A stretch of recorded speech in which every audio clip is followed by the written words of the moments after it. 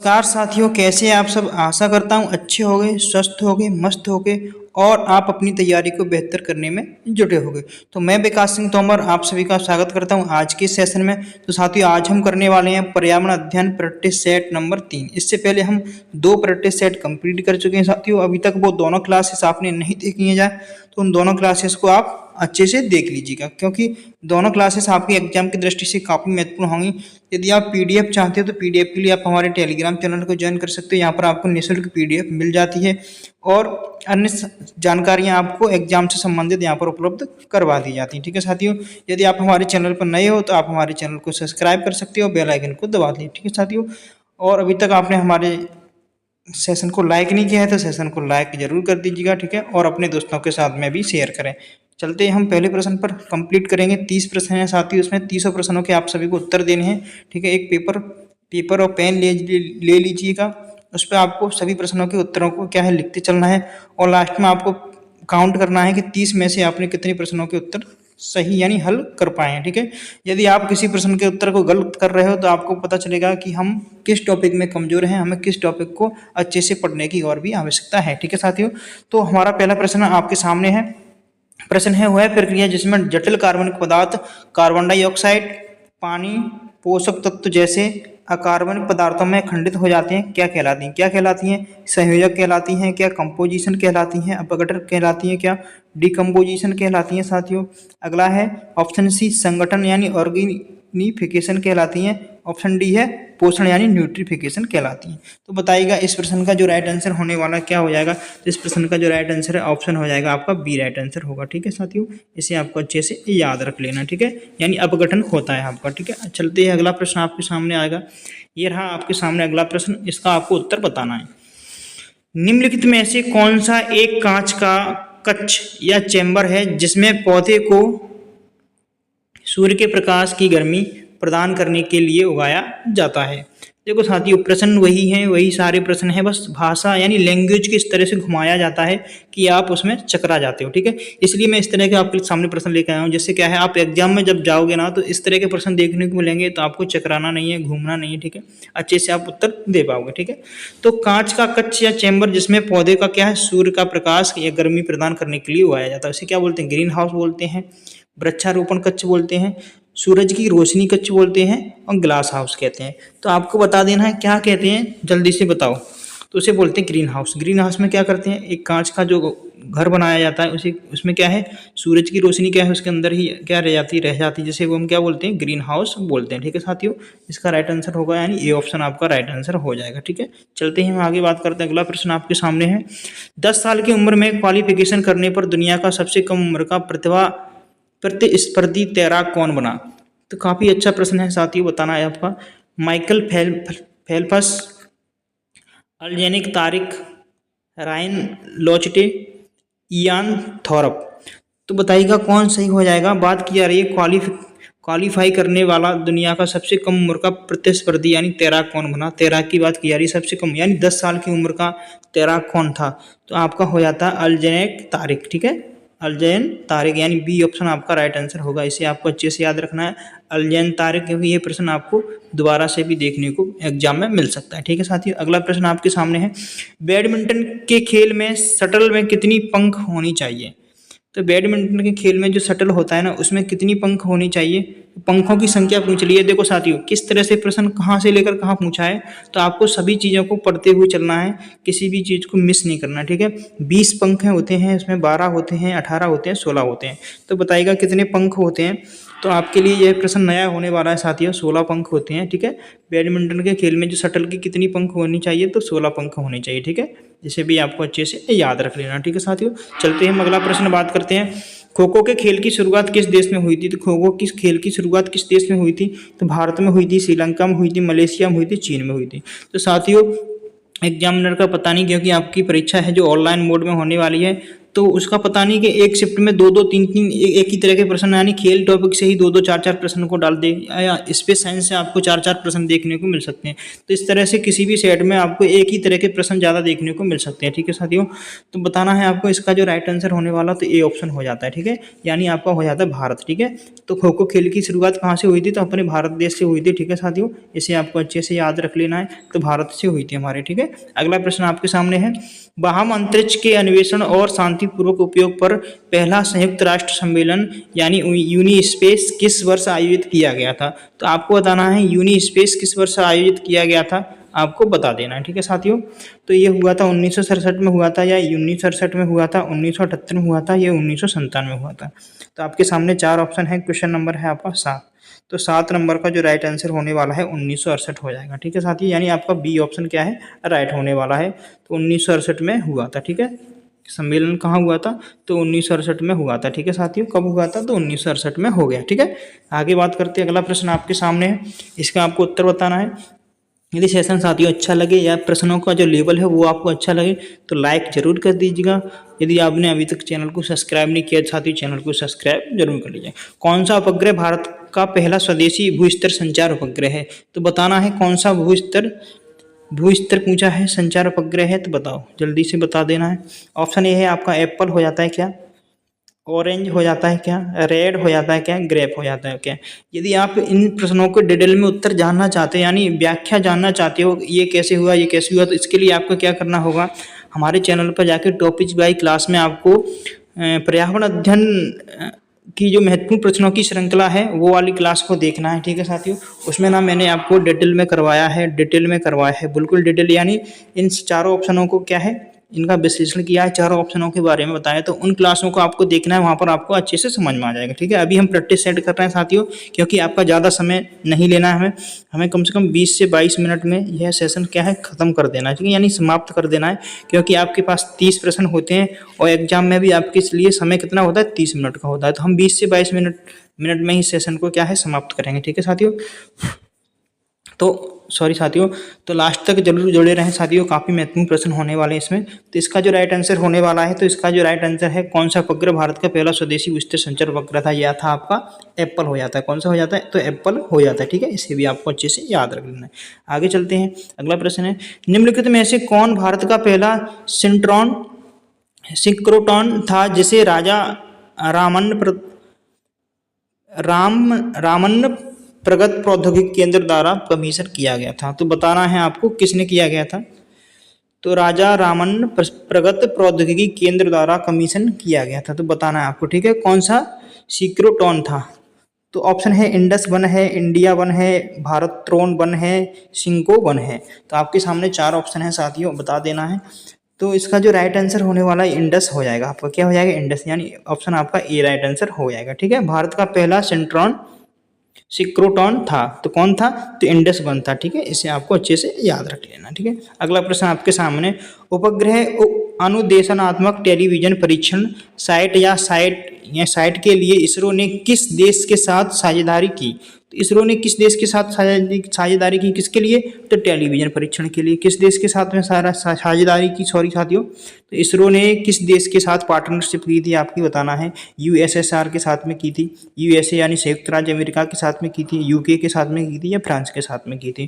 तो इसरो ने पार्टनरशिप किसके साथ में की थी, तो इसरो ने की थी आपकी यूएसए हो जाता है, यानी ऑप्शन ए संयुक्त राज्य अमेरिका हो जाएगा इसका। ठीक है, यानी क्वेश्चन नंबर 10 का जो राइट आंसर होने वाला है, तो संयुक्त राज्य अमेरिका आपका, यानी बी ऑप्शन सही है। ठीक है साथियों, चलते हैं हम अगले प्रश्न पर। अगला प्रश्न आपके सामने है, चावल को पॉलिश करने से कौन सा विटामिन नष्ट हो जाता है। यह प्रश्न काफ़ी महत्वपूर्ण है साथियों, आपको आगे एग्जाम में फिर से देखने को मिल सकता है, तो काफ़ी इंपॉर्टेंट हो जाता है। तो एस्कॉर्बिक एसिड हो जाता है, कैल्सीफेरॉल हो जाता है, तार एक्सरोफाइट हो जाता है, थायमिन हो जाता है। तो चार ऑप्शन आपके सामने है, बताना है चावल को जो पॉलिश करते हैं तो कौन सा विटामिन नष्ट हो जाता है। तो आपका ये हो जाता है थायमिन, यानी विटामिन बी आपका होता है ना, जो नष्ट हो जाता है। ठीक है, इसे आपको अच्छे से याद रखना है, विटामिन बी होता है ना, तो इसे क्या है, नष्ट हो जाता है। ठीक है, जिसे हम क्या बोलते हैं, थायमिन बोलते हैं, यानी ऑप्शन आपका डी सही होने वाला है इसमें। ठीक है, अगला प्रश्न आपके सामने, हरे और कोमल तनों वाले पौधे क्या कहलाते हैं। बताना है आपको, हरे और कोमल तले वाले पौधे क्या कहलाते हैं। झाड़ियाँ कहलाते हैं क्या, जड़ी बूटी कहलाते हैं, पेड़ कहलाते हैं, या बेल कहलाते हैं। ठीक है, तो जल्दी से बताइए, हरे और कोमल तने वाले। बात की जा रही कोमल तना। कोमल तना किन किन पौधों का होता है, तो उन्हें क्या बोलते हैं? इन्हें बोलते हैं जड़ी बूटी। ठीक है, ये जड़ी बूटियां होती हैं आपकी, वो कौन सी होती हैं?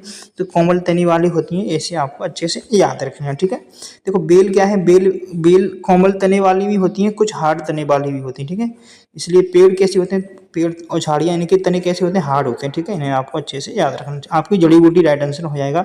हरे और कोमल तने वाले पौधे कहलाते हैं, यानी जड़ी बूटी कहलाते हैं। ठीक है, जड़ी और बूटी, ऑप्शन आपका बी सही है इसका। चलते हैं आगे, बात करते हैं। जिसे अस्तृप्त क्षेत्र कहा जाता है, भूमि की सतह और फाइटिक के क्षेत्र के शीर्ष के बीच पृथ्वी का हिस्सा जिस स्थिति में भूजल वायुमंडलीय दबाव में होता है। तो बताना है इसका जो राइट आंसर होगा क्या होगा। यानी जिसे अस्तृप्त क्षेत्र कहा जाता है, किसे कहा जाता है? जड़ क्षेत्र को कहा जाता है, क्षैतिज क्षेत्र को कहा जाता है, यानी बाडोस क्षेत्र को कहा जाता है, मीठे पानी का क्षेत्र कहा जाता है, किसे कहा जाता है आपको बताना है। इन शब्दों के आपको उत्तर जानने हैं तो आपको क्या करना होगा, हमारी जो महत्वपूर्ण प्रश्नों की श्रृंखला है ना, उसको जा करके देखना है। इन प्रश्नों के उत्तर आपको वहाँ पर मिल जाएंगे। ठीक है, इसका जो राइट आंसर है सी हो जाएगा। ठीक है, बाडोस हो जाता है। ठीक है, इसको आपको याद रखना है। ऑप्शन आपका सी राइट आंसर होगा इस प्रश्न का। आगे बात करते हैं। देखो प्रश्नों का लेवल थोड़ा अच्छा है तो आपको लगेगा सेशन छोड़ने का। यदि आप सेशन छोड़ के जाओगे तो ये मानो आप कहीं उन बच्चों से पीछे रहने वाले हो जो तैयारी करके आपसे आगे निकल जाएंगे। ठीक है, क्योंकि एग्जाम में यही प्रश्न पूछे जाएंगे, इसी लेवल के प्रश्न आएंगे आपके सामने, क्योंकि ये प्रीवियस ईयर ही क्वेश्चन है साथियों। ये प्रीवियस ईयर क्वेश्चन है, ये एग्जाम में पूछे गए प्रश्न है, तो इन्हें आपको मिस नहीं करना है बिल्कुल भी। एक एक प्रश्न आपके लिए काफ़ी महत्वपूर्ण है साथियों। तो इन प्रश्नों को आपको अच्छे से पढ़ लेना है। इन्हीं प्रश्नों के आधार पर नए प्रश्न देखने को मिलेंगे और आपको जैसे कि जैसे यहाँ से प्रश्न भी देखने को मिल सकते हैं। ठीक है साथियों, पहला क्षार अधिनियम 1863 में शाही आयोग द्वारा क्यों पारित किया गया था? तो बताना है आपको क्यों पारित किया गया था। जल प्रदूषण को नियंत्रण करने के लिए पारित किया गया था, अपशिष्ट गैसों में एसिड डिस्चार्ज की सीमा निर्धारित करने के लिए किया गया था, जल निकायों में सीवेज के निर्वहन को नियंत्रित करने के लिए किया गया था, यानी ऑप्शन डी है आपका बिजली संयंत्रों में गर्म पानी के निर्वहन को सीमित करने के लिए किया गया था। बात की जा रही क्षार की। ठीक है, यानी किसकी बात की जा रही? क्षार की। तो क्षार के लिए कौन सा हो जाएगा आपका? एसिड की बात की जा रही साथी, इसे आपको बता देना है जल्दी से।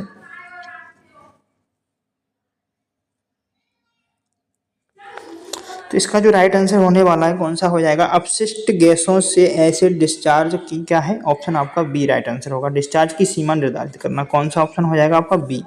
ठीक है, इसे आपको अच्छे से याद रखना। ठीक है, 1863 में शाही आयोग द्वारा पारित किया गया था। क्या पारित किया गया? अपशिष्ट गैसों में एसिड डिस्चार्ज की सीमा निर्धारित करना। क्या करना?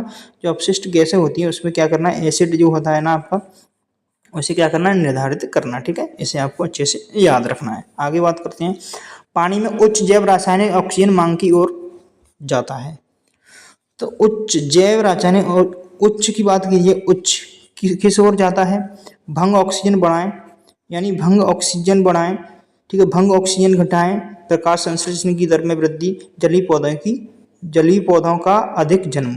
तो बताना है जैव रासायनिक ऑक्सीजन मांग। ठीक है, ये पूछा है, यानी बायोकेमिकल ऑक्सीजन डिमांड के बारे में बात की जा रही है, यानी बीओडी के बारे में आपको पूछा जा रहा है। ठीक है, तो बताना है बीओडी के बारे में आपको। क्वेश्चन नंबर 15 का जो राइट आंसर होने वाला ऑप्शन आपका बी हो जाएगा, भंग ऑक्सीजन घटाएं। ठीक है, यदि ऑक्सीजन की मांग की और बात करिए, यानी उच्च, यानी इसका लेवल उच्च होगा, अपर यानी बढ़ेगा, बीओडी का लेवल बढ़ेगा तो क्या होगा?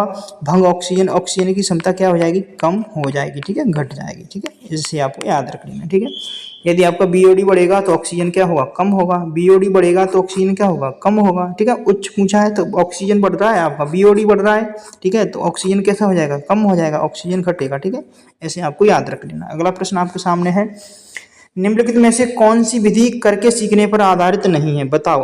पेडागोजी का प्रश्न है। प्रदर्शन है, परियोजना है, समस्या समाधान है, व्याख्या है। चार ऑप्शन आपके सामने है।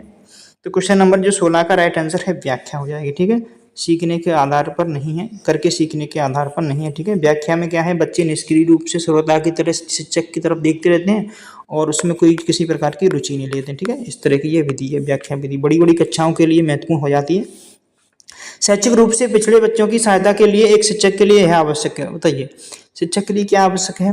उसके पिछड़ेपन का कारण जानना। ठीक है, उसके अन्य समक्ष शिक्षक के पास भेजना, यानी दूसरे शिक्षक के पास भेजना। ऐसे छात्र को टालना, यानी टाल देंगे, जाओ जाओ जहाँ से। उसकी कक्षा बदलना, उसकी कक्षा बदल देंगे, यानी कक्षा चेंज कर देंगे। ठीक है, एंड चेंज हिज क्लास। ठीक है, बताओ इसका जो राइट आंसर होने वाला है क्या होगा? Question number 17। तो क्वेश्चन नंबर 17 का जो राइट आंसर है उसके पिछड़ेपन का कारण जानेंगे। यदि आपके पास इस तरह का समस्या वाला बच्चा आता है तो उसके पिछड़ेपन का क्या है, यानी बैकवर्ड होने का क्या कारण है, उसके बारे में आप जानकारी एकत्रित करोगे। ठीक है साथियों, सामान्य जल की अपेक्षा सीवेज जल का तापमान होता है। बात की जा रही है आपकी सीवेज जल होता है ना जो, उसका तापमान कितना होता है, थोड़ा कम होता है, थोड़ा ज़्यादा होता है, समान होता है, बहुत ज़्यादा होता है। क्वेश्चन नंबर 17 का राइट आंसर। ठीक है, बता देना आप सब। सॉरी साथियों, ये 18 है, इसे आपको 18 क्वेश्चन नंबर कर देना है। क्वेश्चन नंबर 18 का जो राइट आंसर होने वाला है थोड़ा ज़्यादा होगा। कैसा होगा? सामान्य जल की अपेक्षा सीवेज जल का तापमान कैसा होगा? थोड़ा ज़्यादा होगा, यानी ऑप्शन आपका बी राइट आंसर होगा। इसे आपको भी अच्छे से याद रखना है। अगला प्रश्न है, जैव विविधता शब्द का प्रयोग सर्वप्रथम किया था, तो बता देना है आपको। यह तो काफ़ी अच्छा प्रश्न है, कई बार आप लोगों ने पढ़ा भी होगा। न्यूटन ने, ठीक है, वाल्टर जी रासन ने किया था, वाटसन ने किया था, संयुक्त राष्ट्र संघ ने किया था। इसका जो राइट आंसर है बी ऑप्शन होगा आपका। ठीक है, इसे भी आपको पता ही होगा, ये तो साथियों काफ़ी महत्वपूर्ण प्रश्न है, कई एग्जाम में पूछा गया भी प्रश्न था। ठीक है, यदि आप लॉटरी जीत जाते हैं तो आप पैसे का क्या करोगे? बताइएगा। यदि आपकी लॉटरी लग गई साथी तो आप उस पैसे का क्या क्या करोगे? जल्दी से बताओ इसका। एक घर खरीदोगे क्या? एक घर खरीद लोगे, जाके पर्यटन स्थल पर भ्रमण करोगे, या घूमने निकल जाओगे कहीं, चलो शिमला कुल्लू मनाली घूमने चलते हैं, अब तो लॉटरी लग गई। ठीक है साथियों, एक कार खरीद लेंगे, एक बहुत सी अच्छी सी कार खरीद लोगे, क्या करोगे? एक स्कूल खोलोगे। तो आप सामने 4 ऑप्शन हैं, तो आपको अपने मन से नहीं चुनना है इसमें साथियों। इस तरह का प्रश्न आपको एमपी टेट में पूछा गया है, तो इसमें हम बच्चों के सापेक्ष में ही जाएंगे, तो हम क्या करेंगे? एक स्कूल खोल लेंगे। ठीक है, यानी ऑप्शन आपका डी ही राइट होगा। यदि आपकी एक लॉटरी जीत भी जाती हो, आप एक शिक्षक की तैयारी कर रहे हो, तो आपको एक क्या करना पड़ेगा? स्कूल खोलना पड़ेगा। ठीक है, घूमने की प्लानिंग कुछ लोग कर रहे होंगे, तो घूमने की प्लानिंग मत करिएगा। ठीक है, क्योंकि आप टीचर हो, और टीचर होने के लिए आपको क्या है? बच्चों को क्या है? बच्चों के लिए सब कुछ है। ठीक है, बच्चे भगवान हैं आपके लिए, और बच्चे भगवान हैं तो क्या करोगे? बच्चों के लिए एक स्कूल खोलना पड़ेगा आपको। ठीक, तो ऑप्शन आपका डी राइट आंसर होगा। ठीक है, यह प्रश्न एमपी टेट में पूछा गया प्रश्न है। ठीक है साथियों, अगला प्रश्न है आपके सामने, एक बच्चा अपने प्रारंभिक वर्षों में आपराधिक जीवन के लक्षण सीखता है। ठीक है, यानी प्रारंभिक वर्षों में सीख रहा है। निम्नलिखित में से यह सबसे अधिक दोष किसका है? यहाँ पर सबसे अधिक दोष किसका माना जाएगा? शिक्षक का दोष हो जाएगा, क्योंकि शिक्षक प्रारंभिक वर्षों में शिक्षक के पास तो बच्चा आता ही आता है, तो शिक्षक का दोष तो हो नहीं से रहा। ठीक है, ऑप्शन बी है। परिवार का है, बच्चा खुद का दोष है, या समाज का दोष है? बताइएगा। देखो, एक बच्चा प्रारंभिक वर्षों की बात की जा रही है, प्रारंभिक वर्षों की बात की जाएगी तो परिवार के बारे में बात करेंगे। ठीक है साथियों, इसमें किसका दोष होगा? सबसे ज़्यादा परिवार का दोष होगा, यानी माता पिता, भाई बहन, चाचा ताऊ, जो भी उसके परिवार के सदस्य होते हैं ना, उस सभी का क्या है? उसमें शामिल होंगे। ठीक है, यदि बच्चा किस तरह की भावना रखता है? आपराधिक भावनाओं को सीख रहा है, तो ठीक है, उसमें किसका हाथ होगा? परिवार का ही हाथ होने वाला है। ठीक है, ये प्रश्न इसका जो बी राइट, ऑप्शन बी सही हो गया। ठीक है, अगला प्रश्न आपके सामने है, निम्नलिखित में से कौन सी घटना नाइट्रोजन को नाइट्रोजन के ऑक्साइड में परिवर्तित करती है? तो बताना है, नाइट्रोजन को नाइट्रोजन के ऑक्साइड में परिवर्तित करती है, कौन सी करती है? ग्रीन हाउस प्रभाव है, बिजली है, महासागर है, बारिश है। तो साथियों, जो नाइट्रोजन होता है उसे नाइट्रोजन ऑक्साइड में जो परिवर्तन करने का कारण है क्या है? बिजली। बिजली आपने देखा होगा आसमान में इस तरह से क्या है? बिजली तड़कती है, तो जिससे क्या है? नाइट्रोजन होती है ना, नाइट्रोजन क्या होती है? तो नाइट्रोजन की जो नाइट्रोजन होती है ना, वो नाइट्रोजन ऑक्साइड में क्या है? बदल जाती है। ठीक है साथियों, किसके कारण? बिजली के कारण। ठीक है, लाइटिंग के कारण क्या होती है? बदल जाती है। आपने देखा होगा बादल जब गरजते हैं तेज तेज, तो क्या है? बिजली चमकती दिखाई देती हुई आसमान में तुम्हें। ठीक है, उसका कारण, उससे क्या होता है? तो नाइट्रोजन की जो होती है ना, नाइट्रोजन होती है, तो नाइट्रोजन कितनी परसेंट है आपकी? 78% हो जाती है। वायुमंडल में कितनी है? नाइट्रोजन 78% हो जाती है। ठीक है, और दूसरी सबसे ज़्यादा गैस कौन सी है? उससे फर्स्ट नंबर पर नाइट्रोजन हो जाता है, फिर आपका ऑक्सीजन आ जाता है। ठीक है, इसे भी आपको अच्छे से याद रखना है। चलते हैं आगे, बात करते हैं, निम्नलिखित में से किसे मानव निर्मित पारिस्थितिक तंत्र माना जाता है? तो किसे मानव निर्मित पारिस्थितिक तंत्र माना जाता है? मानव निर्मित यानी ये वाला, बताओ जल्दी से बताओ। पहाड़ों को मानते हैं, या महासागर को मानते हैं, नदमुख को मानते हैं, या फसल क्षेत्र को मानते हैं? 4 ऑप्शन आपके सामने। तो साथियों, कमेंट बॉक्स में कमेंट करके जरूर बताया करो किस तरह के प्रश्न आपको लगे, किस तरह के प्रश्न मैं आपके लिए लेकर आया हूँ, क्या आप पढ़ना चाहते हो, कमेंट बॉक्स में कमेंट कर दिएगा, उस तरह के आपके लिए क्लास में बना दिया करूँगा। ठीक है साथियों, तो इसका जो राइट आंसर होने वाला क्या होने वाला है बताना है आपको। 4 ऑप्शन आपके सामने हैं, क्वेश्चन नंबर 23 का राइट आंसर, ठीक है, फसल क्षेत्र हो जाता है आपका, ठीक है, इसको आपको याद रखेंगे, ठीक है। मानव निर्मित पूछा है, मानव निर्मित पारिस्थितिक तंत्र कौन सा हो जाता है आपका, फसल क्षेत्र हो जाता है, ठीक है। ये 4 ऑप्शन है, ऑप्शन के अकॉर्डिंग आपका फसल क्षेत्र होता है, ठीक है साथियों। चलते हैं आगे बात करते हैं। निम्नलिखित में से कौन वातावरण में ग्रीन हाउस गैस में वृद्धि नहीं करता है, पूछा है वृद्धि नहीं करता है, ठीक है।